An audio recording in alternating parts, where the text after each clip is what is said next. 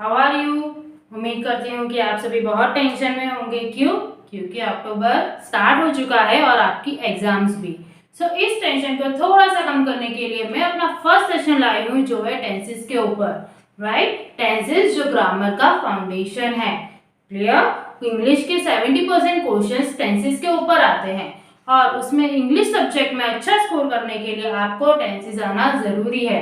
तो इसका quick revision भी हो जाएगा, इसके कोर कॉन्सेप्ट्स भी क्लियर हो जाएंगे। इसलिए मैंने सोच समझकर अपना फर्स्ट सेशन जो यूनिफाइड एजुकेशन की तरफ से है वो है टेंसेस। चलो और ज्यादा देरी ना करते हुए हम स्टार्ट करते हैं क्या? टेंसेस। टेंसेस, अब टेंसेस है, ओके, हमने बहुत बार ये नाम सुना है, पर ये टेंसेस कौन से वर्ड से आया, कहाँ से आया, इसका मतलब क्या है, थोड़ा बहुत हमें उसकी इंफॉर्मेशन होनी चाहिए। टेंसेस जो वर्ड है वो एक लैटिन वर्ड से आया है। लैटिन वर्ड कौन सा? Tempest. Well, Tempest means what? Tempest means time. इतना क्लियर हुआ कि टेंसेस टाइम के रिलेटेड डील करता है या फिर वो टाइम से डील करता है। पर टेंसेस और टेम्पस में उसकी स्पेलिंग्स में बहुत ज्यादा फर्क है, उसके प्रोनाउंसिएशन में फर्क है। हम टेंसेस को, हमारा जो टेंस है उसका मतलब है T plus senses. Well, T is for time of action और senses is for degree of completion.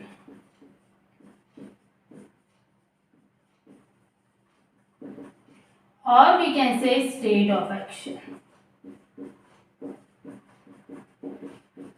आपको टी प्लस सेंसेस समझ आएगा, टी भी समझ आया होगा कि टाइम ऑफ एक्शन, कि आप कौन से टाइम पे कौन सी एक्शन कर रहे हो।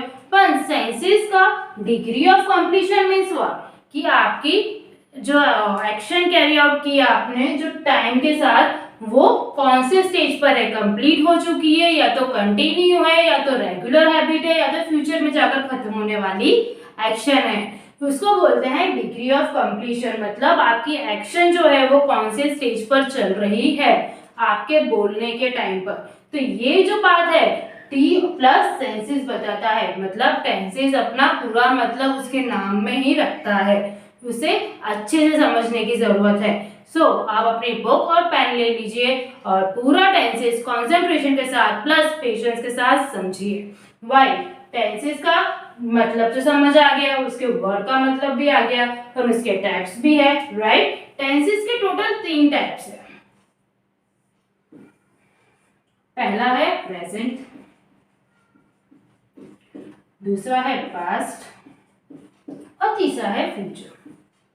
मतलब अभी का टाइम, पहले का टाइम और आने वाला टाइम। ये 3 टाइम में ही हमारी लाइफ चलती है। इसके लिए टेंसेस भी ये 3 टाइम के साथ डील करता है। और ये कॉन्सेप्ट्स में प्रेजेंट, पास्ट और फ्यूचर के 4 पार्ट्स है, 4 सब पार्ट्स है। Clear?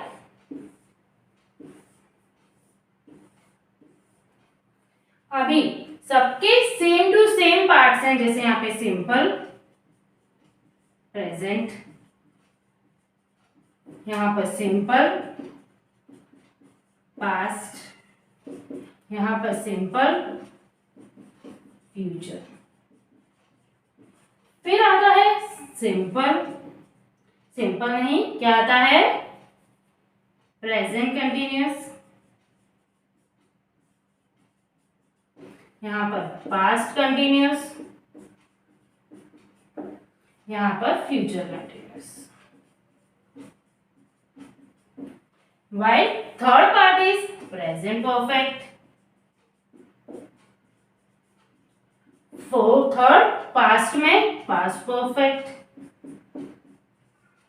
While same to same here is future perfect. अब last but not the least वो है present perfect continuous.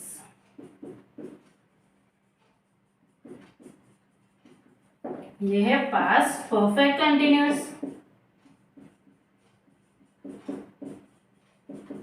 और ये है फ्यूचर परफेक्ट कंटिन्यूअस।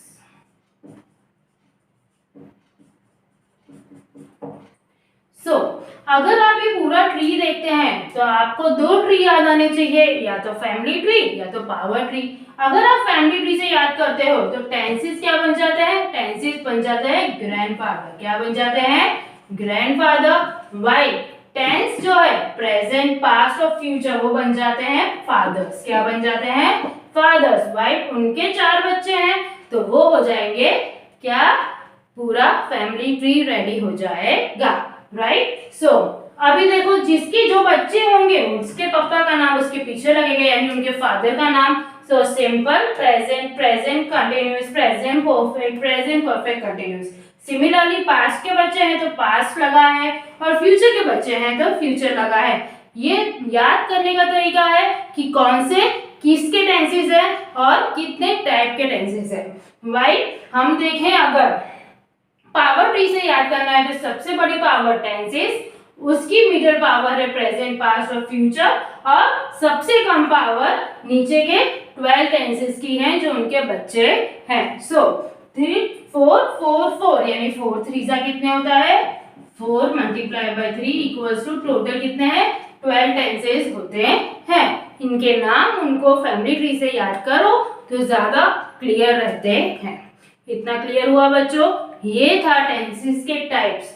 अभी आपको टेंसेस को रिकॉग्नाइज करना है कि सेंटेंस कौन से टेंस में है।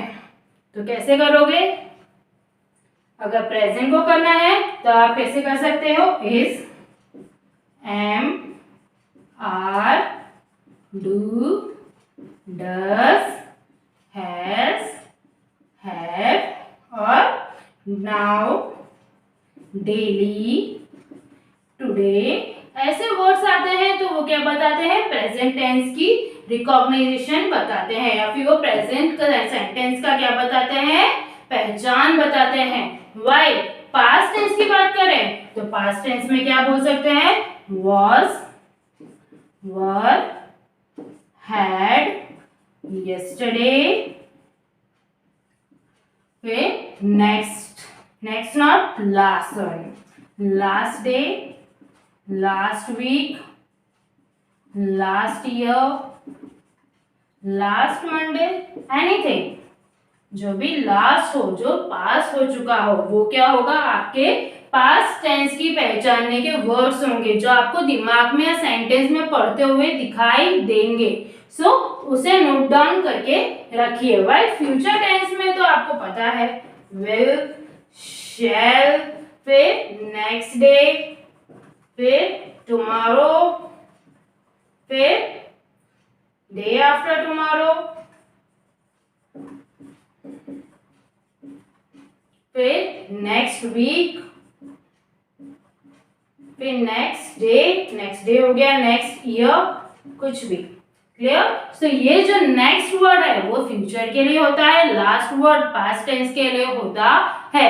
तो ये जो कीवर्ड्स हैं वो थोड़े बहुत दिमाग में आपके होने चाहिए ताकि आप सेंटेंस को पहचान कर तुरंत ही बता सके कि ये प्रेजेंट, पास्ट और फ्यूचर की बात कर रहे हैं। और ये जो पैसेज है या फिर कोई पैराग्राफ है वो किस बारे में बात कर रहा है, या तो हिस्ट्री के, या तो प्रेजेंट के, या तो आने वाले अपकमिंग इवेंट के बारे में कर रहा है। सो ये जो कीवर्ड्स आपको वो क्लैरिटी दे देंगे। वाइल अब हम थोड़ा डीप में पढ़ेंगे, थोड़े कोर कॉन्सेप्ट्स, हर एक टेंसेस के टाइप को लेकर चलते हैं आगे। First tense that is simple present tense. Simple present tense कहाँ पर यूज होता है, कब यूज होता है और उसका यूसेज क्या है, राइट? कहाँ यूज होता है, कब यूज होता है, मतलब उसका यूसेज क्या है, उसका सेंटेंस फॉर्मेशन क्या है, वो चलो अब जानते हैं। वाई जब हमारा सिंपल प्रेजेंट टेंस आता है तो हम किसकी बात कर रहे होते हैं? हम अभी की बात कर रहे होते हैं। अभी यानी प्रेजेंट की। हम कोई हैबिट की बात कर रहे होते हैं, कोई न्यूज़पेपर की हेडलाइन की बात हो रही होती है। क्लियर? वो सारी चीजें क्या होती हैं हमारी सिंपल प्रेजेंट टेंस में होती है। और एक बहुत इंपॉर्टेंट फैक्टर है फिक्स फ्यूचर इवेंट भी किसमें आता है? इसमें आता है। कोई चीज जो फ्यूचर में होने ही वाली है, उसका टाइम फिक्स है, तो आप उसे क्या करते हो? सिंपल प्रेजेंट टेंस में क्या करते हो? कि उसका सेंटेंस इसमें करते हो, सिंपल प्रेजेंट टेंस में फॉर्म करते हो। किसका? कोई इवेंट जब फिक्स होती है उसका टाइम फिक्स होता है जो फ्यूचर में होने वाली होती है। वाइट इसको हम एक और वर्ड से जानते हैं जो है इनडेफिनेट। क्या? इनडेफिनेट। बहुत सारे स्कूल्स और बहुत सारे लेक्चरर्स क्या करते हैं, उसे इनडेफिनेट बुलाते हैं, तो बच्चे क्या होते हैं, कंफ्यूज हो जाते हैं। पर इनडेफिनेट क्या है? सिंपल प्रेजेंट टेंस ही है, तो आप घबराइए मत और उसे अच्छे से पढ़िए। सो सिंपल प्रेजेंट टेंस का अगर सेंटेंस फॉर्मेशन देखें तो S plus V1 plus object होता है। Clear? While S is for subject, O is for object, while V1 is for verb। और सेकेंड फॉर्मेशन होता है S प्लस V1 और ES के साथ होता है और प्लस होता है ऑब्जेक्ट। क्या है? V1 क्या होता है? V1 वर्ब का फर्स्ट फॉर्म होता है, वैसे ही अब वर्ब का सेकेंड फॉर्म होगा, वैसे ही वर्ब का क्या होगा? थर्ड फॉर्म होगा। अगर मैं एग्जांपल लिखती तो सबके दिमाग में वो चीज स्ट्राइक हो जाएगी कि V1 क्या है? गो, फिर वेंट और फिर गॉन। फिर लिख सकती हूँ ब्रिंग, ब्रॉट, ब्रॉट। फिर लिख सकती हूँ फॉरगेट, फॉरगॉट, फॉरगॉटन।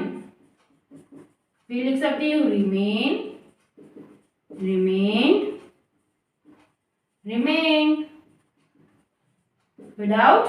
सो ये क्या हो गए? वर्ब के फर्स्ट, सेकेंड और थर्ड फॉर्म हो गए। पर अगर मैं देखूं कि यहाँ पे कौन सा फॉर्म यूज हो रहा है? V1, मतलब प्रेजेंट टेंस के लिए आप कौन सा यूज करोगे? V1 यूज करोगे। जब भी प्रेजेंट टेंस की बात होगी तो आप किसका यूज करोगे? आप V1 का यूज करोगे। सो अब आपको क्वेश्चन होगा कि यहाँ पे ES है और यहाँ पे ES क्यों नहीं है? क्यों? क्योंकि जब आप V1 की बात करोगे तो आप फर्स्ट और किसकी बात करोगे? थर्ड पर्सन के साथ लगाओगे। पर V और ES का फॉर्म आप खाली V1 की क्या? फर्स्ट और सेकंड के साथ लगाओगे। वाइल V1 और ES किसके साथ लगाओगे? आप थर्ड पर्सन के साथ लगाओगे। अब फर्स्ट पर्सन क्या होता है? फर्स्ट पर्सन क्या होता है? यहाँ पर मैं लिख रही हूँ। फर्स्ट पर्सन होता है I, we, राइट, दे, और फिर क्या होता है? यू होता है second person. Right? Second, first, second और थर्ड पर्सन क्या होगा? ही, शी, इट और कोई भी नेम। तो ये होता है फर्स्ट, सेकेंड और थर्ड का कॉन्सेप्ट। तो हमेशा फर्स्ट और सेकेंड पर्सन के साथ क्या लगता है? फर्स्ट और सेकेंड पर्सन के साथ V1 का फॉर्म लगता है और थर्ड पर्सन के साथ क्या लगता है? V1 और ES लगता है। अब मैं कुछ एग्जांपल लिखती हूँ। He goes to school। क्यों? He क्या है? थर्ड पर्सन है। Why? I do exercise daily।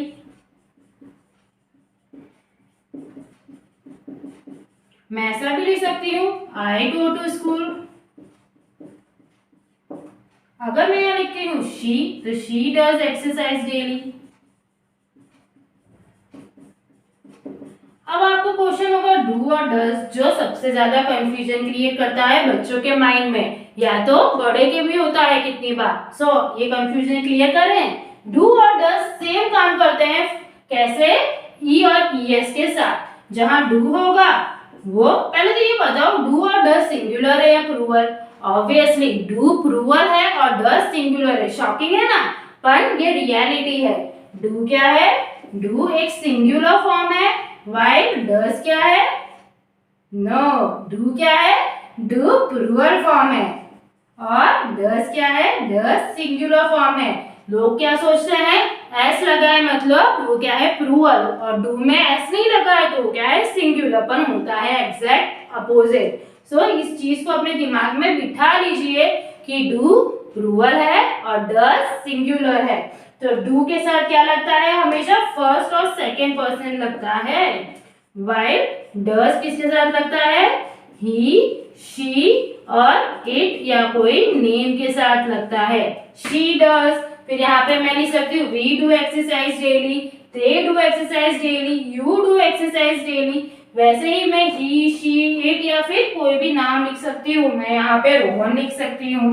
Rohan does exercise daily. यानी आपको कंफ्यूजन नहीं होना है या फिर कंफ्यूज नहीं होना है या कंफ्यूजन क्रिएट नहीं होने देना है। कब? यस एस को लेके, डू और डस को लेके ये सेशन के बाद। अगर आपको कोई भी डाउट है तो प्लीज कमेंट करिए, तो मैं वो डाउट जल्द से जल्द सॉल्व करूँ। स्टार्ट करते हैं, जो है कौन सा? Present continuous tense. कौन सा? Present continuous tense. Present continuous tense कब यूज होता है? प्रेजेंट कंटिन्यूअस टेंस उन इवेंट्स के लिए यूज होता है जो कंटिन्यू होती है आपके बोलने के टाइम पर, राइट? सो कंटिन्यू और in progress at a time of speaking.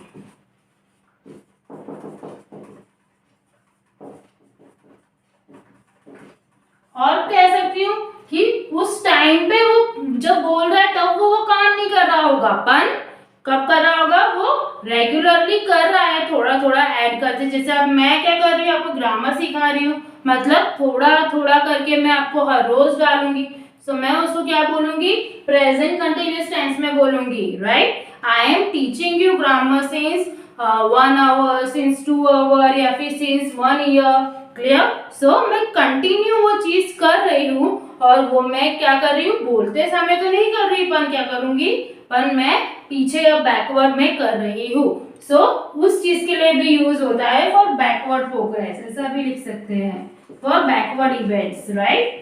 For backward events. अगर मैं इसका फॉर्मेट देखती हूँ तो क्या आता है? S subject is am are, यानी am is are plus verb के साथ क्या लगता है? आईएनजी लगता है, प्लस क्या लगता है? ऑब्जेक्ट। ये हो गया आपका फॉर्मेट किसका? प्रेजेंट कंटिन्यूअस टेंस का। अगर प्रूवल है तो आप क्या लगाओगे? यानी जैसे वी है, फिर दे है तो ये लगाओगे, फिर इज है तो ही शीट के साथ लगाओगे, और एम है तो आई के साथ लगाओगे, वी दे और यू के साथ भी आप आर ही लगाओगे। इतना क्लियर हुआ? ओके, क्रिस्टल क्लियर इतना? उसके बाद हम मैं क्या दूंगी? एग्जांपल देती हूँ तो थोड़ा और क्लियर हो। He is going to Delhi, यानी वो दिल्ली जा रहा है, मतलब वो दिल्ली के सफर पर है। अगर मैं ऐसा लिखूं, I am writing a novel, तो ये चीज क्या होगी? मैं थोड़ी बोलते समय लिख रही होंगी, मैं नाइट में लिखूंगी या दिन में लिखूंगी, कोई भी सुटेबल टाइम पे लिखूंगी। पर जब मैं किसी को बोल रही हूँ तो क्या होगा कि मैं वो चीज कंटिन्यू कर रही हूँ, पर कुछ टाइम पे, उसी टाइम पर कंटिन्यू नहीं कर रही हूँ। जैसे मैं लिख सकती हूँ, you are learning dancing, right? तुम डांसिंग सीख रहे हो। ऐसा थोड़ी तो बोलते बोलते या बात करते करते वो डांस कर रहा हो, वो बोल रहा है, राइट? वो क्लासेस अटेंड कर रही हैं, कुछ डांस की, कुछ गरबे की, जिससे क्या हो गया? वो कंटिन्यूअस टेंस हो गया। कौन सा कंटिन्यूअस? Present continuous tense. इतना क्लियर हुआ बच्चों?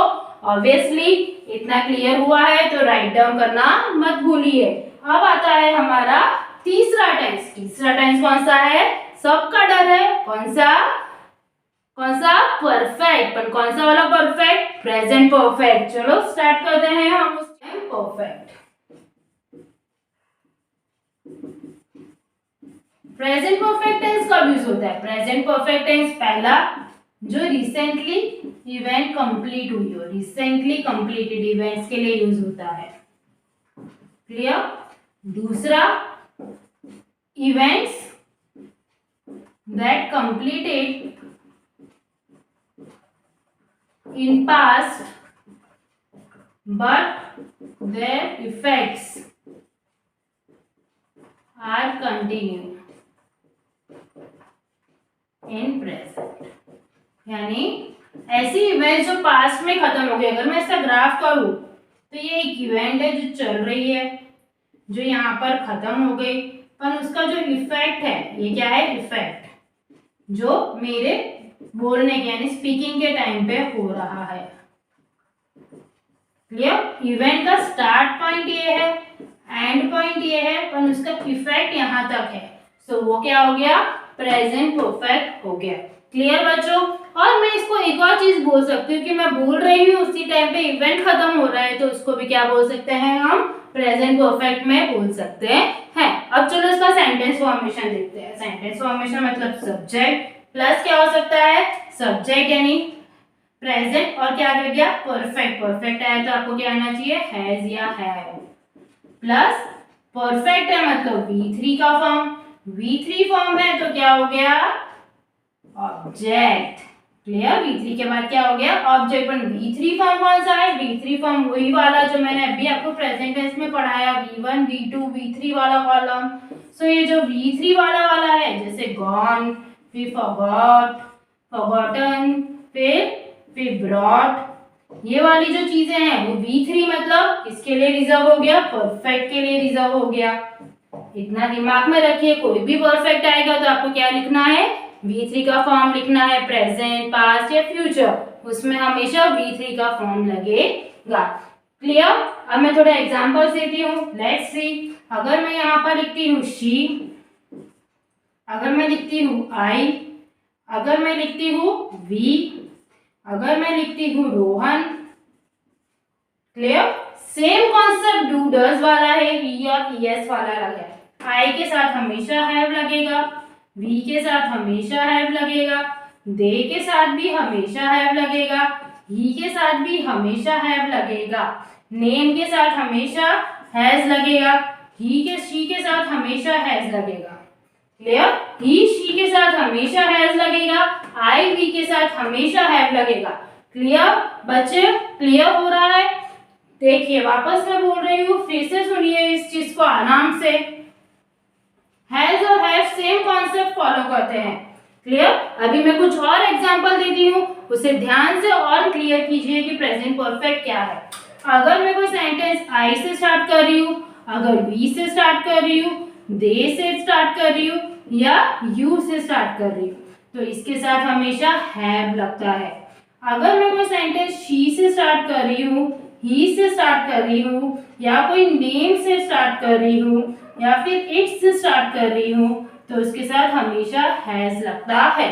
Same concept as do and does, so do not forget, it is very important concept. So I have क्या लिख सकते हैं, आई हैव, अगर मैं लिखूं gone, I have gone to school.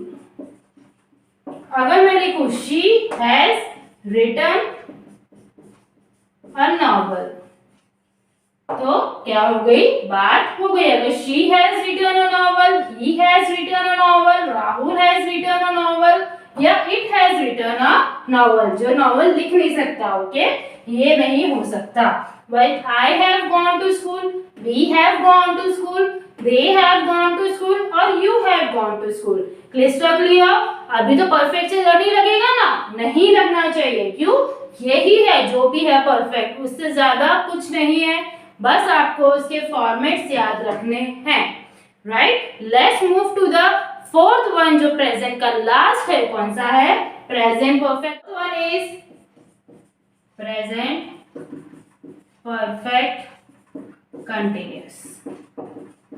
अभी क्या हो गया, सारी चीजें साथ आ गई तो उसका फॉर्मेशन भी अलग होगा। जैसे क्या होगा, सब्जेक्ट प्लस हैज और हैव तो रहेगा ही, प्लस क्या लग जाएगा, बीन, प्लस क्या लग जाएगा, वी के साथ आईएनजी क्योंकि कंटिन्यूअस है, प्लस क्या लगेगा, ऑब्वियसली ऑब्जेक्ट। ये हो गया उसका सेंटेंस फॉर्मेशन। अब प्रेजेंट परफेक्ट कंटिन्यूअस कब यूज होता है, उन एक्शंस के लिए यूज होता है जो पास्ट में स्टार्ट हुई है पर अभी भी कंटिन्यू है। Right. Started in past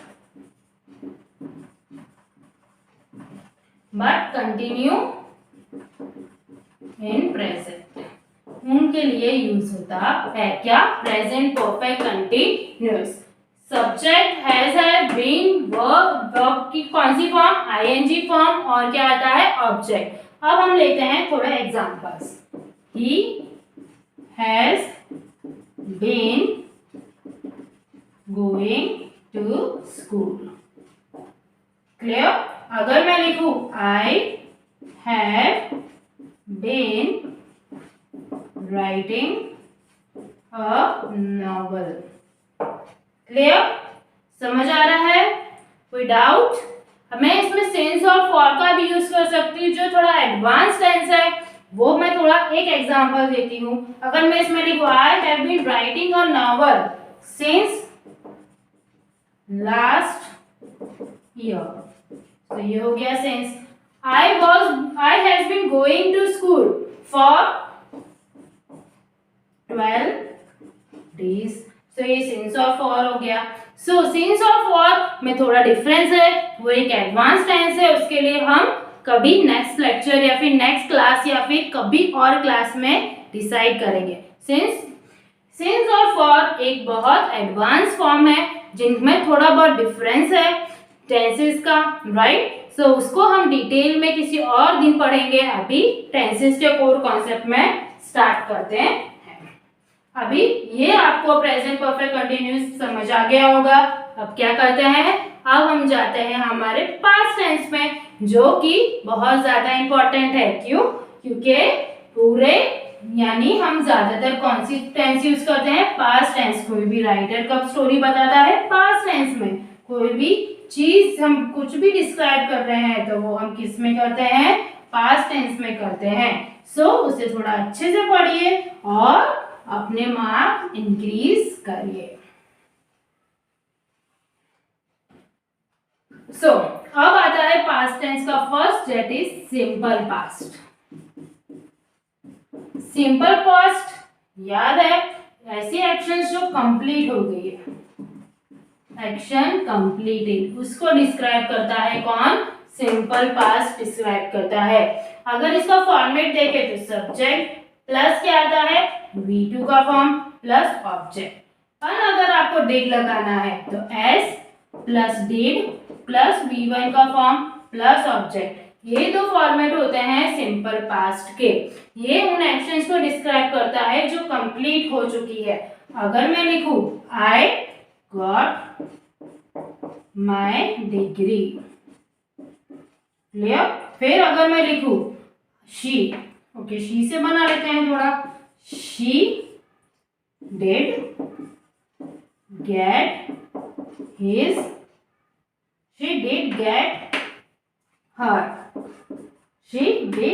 her degree, clear.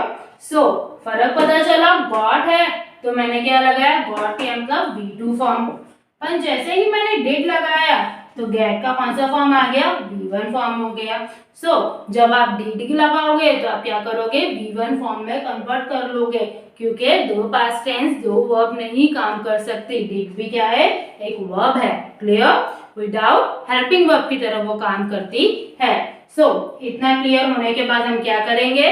हम करेंगे नेक्स्ट टेंस, जो है कौन सा? बताओ, जो है she did get her degree, clear। I got my degree, she did get her degree। so इतना आपको समझ आया? तो इतना समझ आने के बाद आपको ये पता चल गया होगा कि got का get क्यों बना, क्योंकि आगे did लगा है। हम दो पास्ट टेंस साथ में यूज नहीं कर सकते, ये एक रूल है, तो उसे आप फॉलो करिए। कंटिन्यूअस पास्ट कंटिन्यूअस टेंस मतलब वो कहाँ यूज होता है? वो ऐसे एक्शंस के लिए यूज होता है जो पास्ट में कुछ ड्यूरेशन पे चली हो, क्लियर। और आप बात कहाँ कर रहे हो? यहाँ पर। ये हो गया आपका स्पीकिंग टेंस, यानी ऐसे एक्शंस जो पास्ट में शुरू हो के पास्ट यानी कुछ ड्यूरेशन के लिए चली हो तो क्या होती है? वो पास्ट कंटिन्यूअस टेंस में होती है। अगर मैं उसको ऐसा लिखूं सब्जेक्ट प्लस कंटिन्यूअस है तो बी के साथ क्या आएगा? ing आएगा, पर आगे क्या आएगा? was और were आएगा। क्या आएगा? was were plus verb plus ing plus object. ये हो गया इसका क्या? Sentence formation. ये हो गया उसका सेंटेंस का फॉर्मेट। अगर मैं यहाँ पे लिखूं I was going to school, अगर मैं लिखूं they were bringing a bag, समझ आ रहा है? सो इसमें ये फर्क आता है। दे के साथ क्या होता है? हमेशा वेर यूज होता है, मतलब प्लूरल फॉर्म। व्हाइल वॉज किसके साथ यूज होता है? वॉज हमेशा सिंगुलर फॉर्म यानी सिंगल पर्सन के साथ होता है। जैसे मैं लिखूं शी वॉज गेटिंग हर, क्या होता है? मेकओवर, मतलब वो अपना मेकओवर कर रही थी, क्लियर, या कर रही थी कुछ टाइम पहले। सो आपको समझना होगा कि पास्ट कंटिन्यूअस टेंस मतलब ऐसी इवेंट्स जो पास्ट में कुछ टाइम तक चली है या कुछ ड्यूरेशन तक चली है। अब हमारा आता है कौन सा, थर्ड टेंस जो होता है पास्ट परफेक्ट, जो बहुत मशहूर एक नाम से फेमस है। जो कौन सा नाम है, जो है पास्ट ऑफ द पास्ट, मतलब वो पास्ट के भी पास्ट से डील करता है। जो पास्ट का पास्ट बताता है वो कौन सा होता है, पास्ट परफेक्ट होता है। उतना दिमाग में बैठा लीजिए, यानी वो दो एक्शंस हैं जिसके साथ पास्ट परफेक्ट डील करता है। उसमें से एक एक्शन क्या होती है, पास्ट परफेक्ट में होती है, और एक एक्शन किसके साथ होती है, एक एक्शन सिंपल पास्ट में होती है। अब देखते हैं कौन सी एक्शन पास्ट परफेक्ट में होती है और कौन सी एक्शन सिंपल पास्ट में होती है। तो हम कौन से अगर इसकी बात कर रहे हैं, पास्ट परफेक्ट की। अब परफेक्ट आ गया है तो आपके दिमाग में B3 का फॉर्म आ जाना चाहिए। अब अगर इसको देखते हैं तो पास्ट ऑफ द पास्ट की बात कर रहे हैं। क्लियर? अगर मैं ऐसा बोलूं कि मैं स्टेशन पहुंची, उससे पहले ही ट्रेन चली गई, राइट? तो क्या हो गया, दो काम हुए, पहले तो ट्रेन चली गई और बाद में वो स्टेशन पहुंची। क्लियर? अगर मैं ऐसा बोलूं कि जो पेशेंट है वो मर गया, उसके बाद डॉक्टर आया, मतलब दो इवेंट हुए, पहले पेशेंट मरा फिर डॉक्टर आया। सो जो पहला इवेंट होता है वो लिखेंगे पास्ट परफेक्ट में। अगर मैं लिखूं he had died before doctor arrived, ठीक है? he had died मतलब वो मर चुका था before doctor arrived। अगर मैं ट्रेन की बात करूं, train had started before I reached the station। Clear? So ये क्या हो गया, ये हो गई पहली एक्शन, ये हो गई दूसरी एक्शन, ये हो गई पहली और ये हो गई दूसरी। मतलब जब दो एक्शन पास्ट साथ में काम कर रही है और पहली एक्शन दूसरी एक्शन का पास्ट है तो वो होगा हमेशा पास्ट परफेक्ट में, और सेकेंड एक्शन किसमें होगी, सेकेंड एक्शन होगी हमेशा पास्ट टेंस यानी सिंपल पास्ट टेंस में। क्लियर? सो अगर मैं इसका फॉर्मेट बनाऊं तो subject plus had plus V3 plus object, ये हो गया इसका क्या, सेंटेंस का फॉर्मेट। इतना दिमाग में रहा, ये था basic past. Okay, now let's start with the past perfect continuous tense. Past perfect continuous tense कब यूज होता है, जब कोई एक्शन पास्ट में स्टार्ट हुई हो और स्पीकिंग के टाइम तक कंटिन्यू रही हो, तब यूज होता है। कब, पास्ट में स्टार्ट हुई हो और स्पीकिंग के टाइम तक, यानी बहुत पहले चालू हो गई हो और अभी तक चल रही है, तो क्या हो गया, पास्ट परफेक्ट कंटिन्यूअस टेंस हो गया। अगर इसका फॉर्मेट देखें तो subject plus had plus been plus V1 का ing वाला फॉर्म प्लस क्या आएगा, ऑब्जेक्ट। क्लियर? अगर मैं लिखूं I had been going to school, अगर मैं लिखूं I had been writing क्या, नॉवल। अगर मैं लिखूं आई की जगह बी भी लिख सकती हूँ मैं, फिर यहाँ पे दे भी लिख सकती हूँ, फिर यहाँ पे ही भी लिख सकती हूँ शी, यानी हैड कोई पार्शियलिटी नहीं करता, वो हमेशा सबके साथ सेम ही रहता है। सो इतना क्लियर हुआ। ये फॉर्मेट आप हमेशा याद रखिए, और कहाँ यूज होता है, पास्ट से लेके अभी तक कोई एक्शन कैरी आउट हो रही है तो वो यूज होता है। तभी आप सेंटेंस रीड करोगे तो आपको समझ आएगा कि ये कौन से टेंस या कौन से टाइम की बात हो रही है। अब हम लास्ट टेंस के पे चल रहे हैं जो है फ्यूचर टेंस। फ्यूचर टेंस के 4 टेंसेस हैं और वो काफी इजी हैं और जल्दी जल्दी हो जाएंगे। सो थोड़ा पेशेंस और रखें और आगे चलते हैं।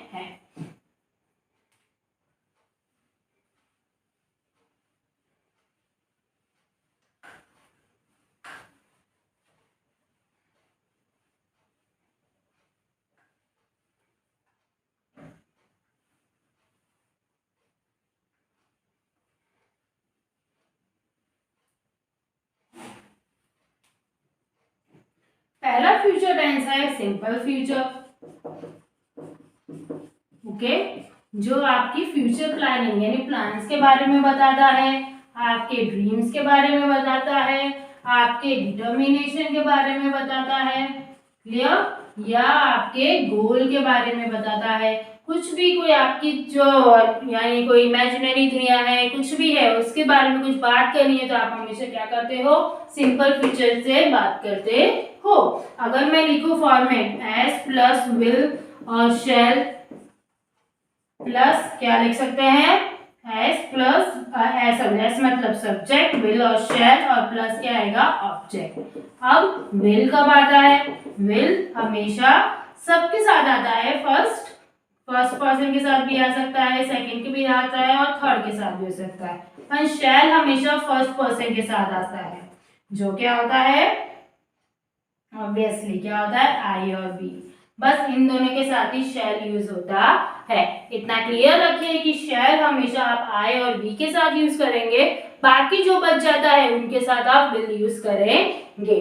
सो मैं अगर लिखूं आई शैल, अगर मैंने यहाँ पर एक चीज तो बताई नहीं, वो क्या है, वर्ब तो लगाओ, clear, I shall go to Delhi, मैं दिल्ली जाऊंगी, या फिर we will go to Dubai, हम दुबई जाएंगे, क्लियर, जाएंगे फिक्स है, वो इमेजिनरी बात कर रहा है, या फिर कोई टिकट आ चुकी होगी, तो अगर टिकट आ चुकी है तो आप उसे किस में बताओगे, सिंपल प्रेजेंट टेंस में बताओगे। याद है सिंपल प्रेजेंट में मैंने बोला था अगर कोई फिक्स है जो फ्यूचर में होने वाला है तो आप उसे हमेशा सिंपल प्रेजेंट में बताओगे, क्लियर। सो ये समझ आ गया, बहुत इजी है।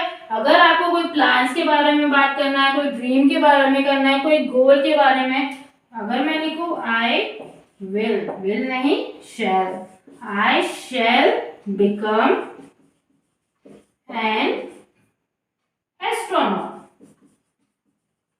clear, कोई डाउट। सो ये क्या हो गया, I shall become an astronaut, astronaut मतलब कोई जो स्पेस में जाते हैं, राइट। सो ये सारी चीजें आ जाती हैं जब आप सिंपल फ्यूचर यूज करते हैं।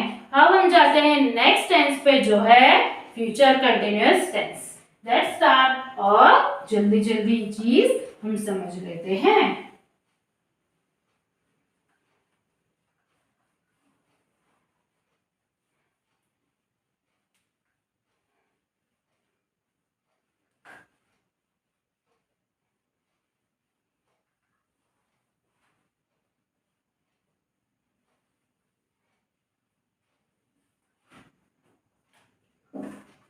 Future continuous tense, future continuous tense मतलब एक ऐसी इवेंट जो फ्यूचर में होने वाली है, उस चीज के बारे में कुछ ड्यूरेशन तक होने वाली है, राइट। से शादी होने वाली किसी की तो वो फ्यूचर में होगी, सो वो कुछ दिन तक चलेगी, तो वो जो दिन होंगे यानी कुछ ड्यूरेशन होगा वो किस में डिफाइन होगा, फ्यूचर कंटिन्यूअस टेंस में डिफाइन होगा।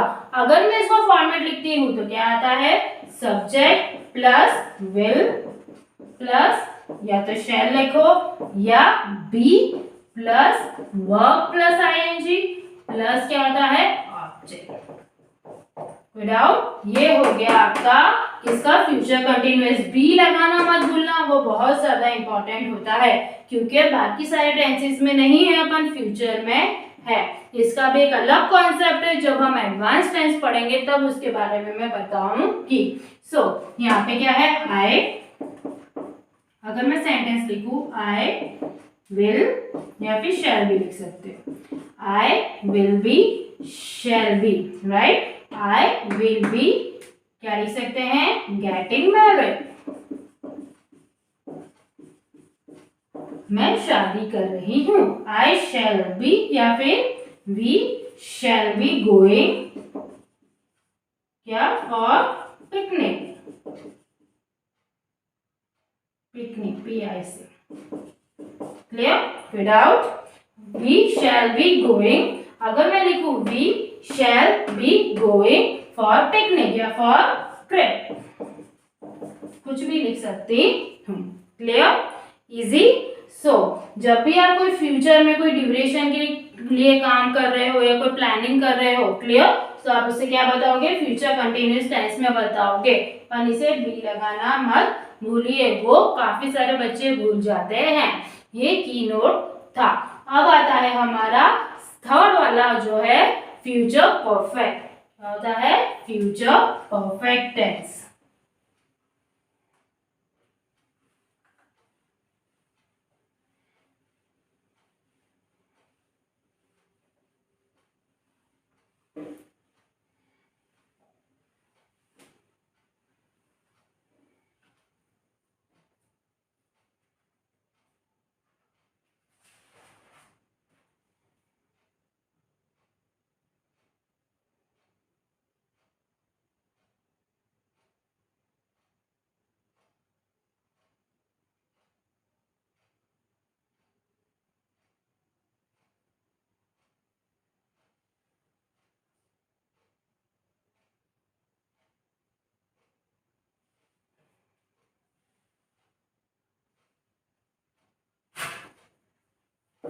अब आता है फ्यूचर परफेक्ट टेंस।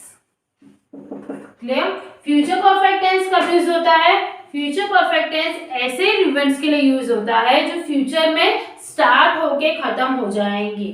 उस एजम्पशंस, यानी जब हम एजम्पशंस करते हैं, जब हम क्या लगाते हैं, अनुमान लगाते हैं, तब हम ये सारी चीजें यूज करते हैं, ये वाला टेंस यूज करते हैं। अगर ऐसी कोई चीज जो फ्यूचर में होकर खत्म होगी, जैसे मैं बोलूँ तुम्हारा रिजल्ट अगले हफ्ते तक आ जाएगा, मतलब अगले हफ्ते में आएगा, आके चला भी जाएगा, तो वो क्या हो गया, फ्यूचर परफेक्ट टेंस हो गया। ओके, टीचर्स काफी टाइम ऐसा बोलती हैं, तो वो कौन से टेंस में बोल रही हैं, वो फ्यूचर परफेक्ट टेंस में बोल रही हैं। अगर मैं इसका फॉर्मेट लिखती हूँ तो सब्जेक्ट प्लस क्या आएगा, अगर परफेक्ट आया है तो क्या आएगा, फ्यूचर परफेक्ट, सो नहीं आएगा, will, shall, have plus V3 plus क्या आएगा, ऑब्जेक्ट। क्लियर, अगर मैं लिखूं she will have gone to school. Clear, कोई डाउट, अगर मैं ऐसा लिखूं she will got first prize, अगर मैं लिखूं यू विल गॉट, हैव लिखा, यहाँ पर हैव आएगा, you will have got result next week, by the next week.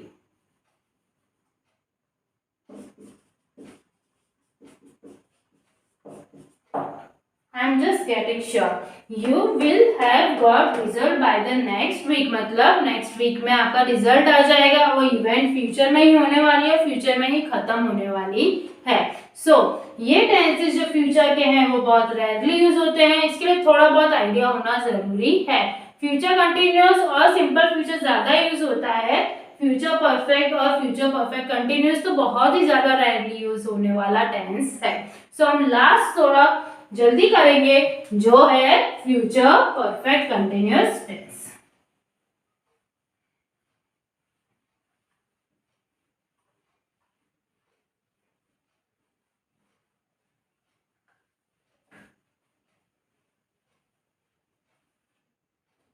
Future perfect continuous tense, future perfect continuous tense past में स्टार्ट हुई action आप प्रेजेंट में बोल रहे हो और फ्यूचर में भी जाएगी, मतलब क्या हो रहा है, वो पास्ट से स्टार्ट हो रही है, बोल रहे हो फ्यूचर में, और भी आगे जाने वाली, यानी फ्यूचर से भी आगे जाएगी, राइट। प्रेजेंट की तो बात ही नहीं आएगी इसमें।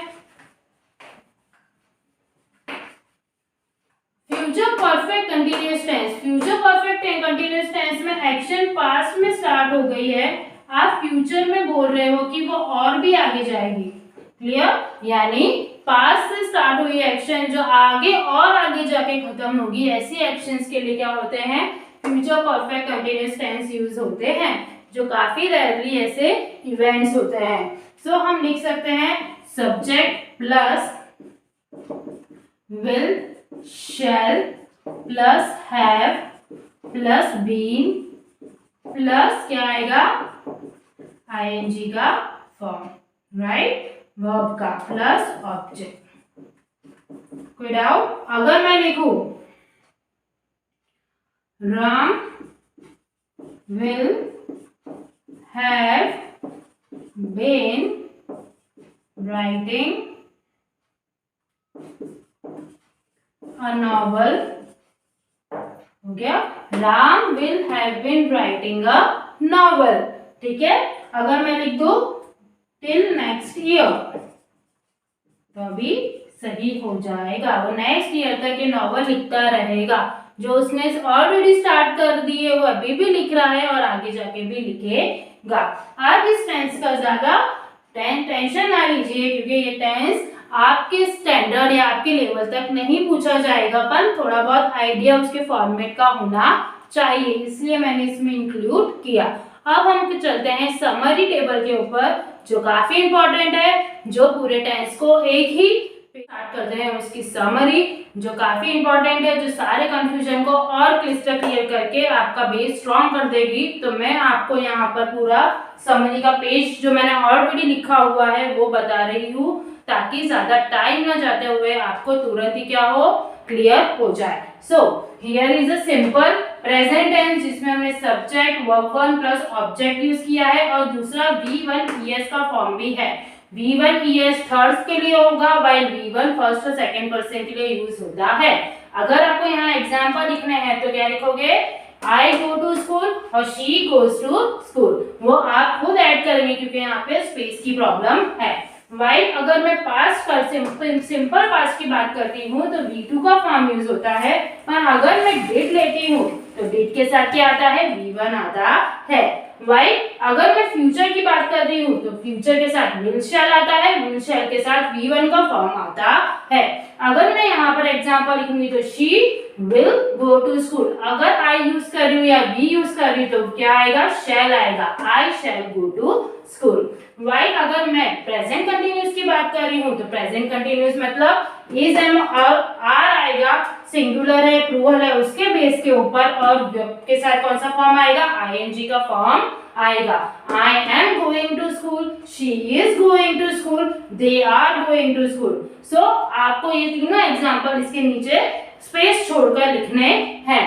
वाइल अगर मैं पास्ट कंटिन्यूअस की बात कर रही हूँ तो सब्जेक्ट के साथ was वर आएगा और वर्ब की आईएनजी फॉर्म आएगी।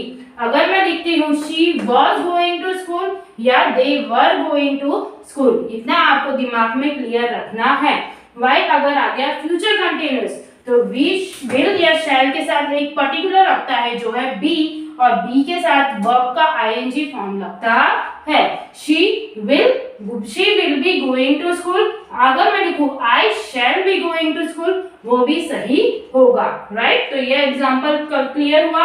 अब आया प्रेजेंट में सब्जेक्ट के साथ हैव के साथ कौन सा फॉर्म आता है, V3 का फॉर्म आता है। V3 मतलब go, went, gone वाला फॉर्म आता है।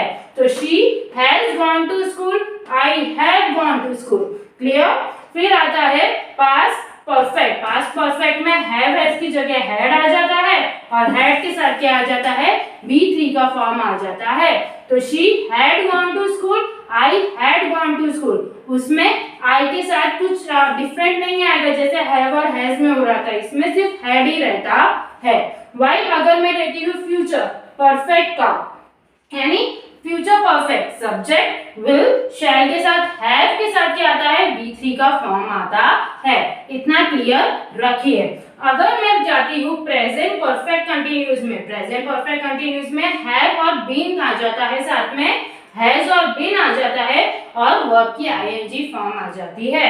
जैसे she has been going to school, I have been going to school, they have been going to school, इतना दिमाग में होना चाहिए। वाई अगर मैं पास्ट परफेक्ट कंटिन्यूअस की बात कर रही हूँ तो हैड के साथ बीन लग जाएगा, वापिस वर्ब की आईएनजी फॉर्म और ऑब्जेक्ट का ऑब्जेक्ट ही रहता है। सब सिमिलर है, बस क्या है, हैव और हैज की जगह हैड आ जाता है, यहाँ भी हैव हैज की जगह हैड आ गया, यहाँ पे IMR की जगह was were आ गया, यहाँ पे will shall हो गया।